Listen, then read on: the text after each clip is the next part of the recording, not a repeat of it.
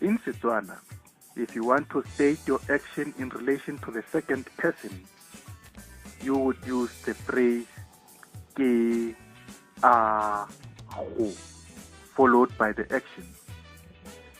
This is the equivalent of I, verb, you. Let us look at these illustrations. Ke a go rata. I love you. Ke a go gopola. I remember you. Ke a go utlwa. I hear you. Ke a go itse. I know you.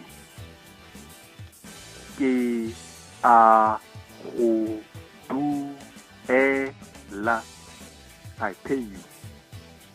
Ke a go tlhoka. I need you. Ke a go gakolola. I advise you.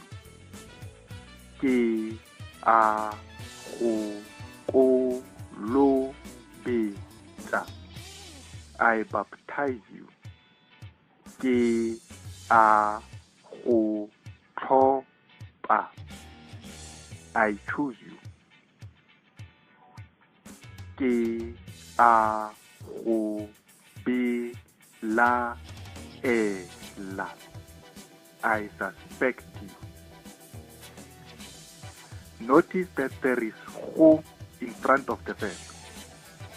This does not, however, mean to, as in the case with other videos.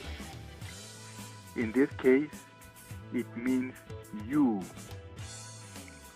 So when it says ke a go itse, in direct translation it would be I, you, know, which does not make sense in English. Hence I use equivalent.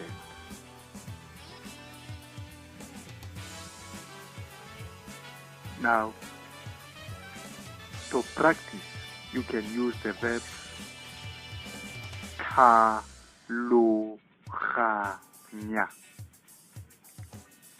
araba, dumela.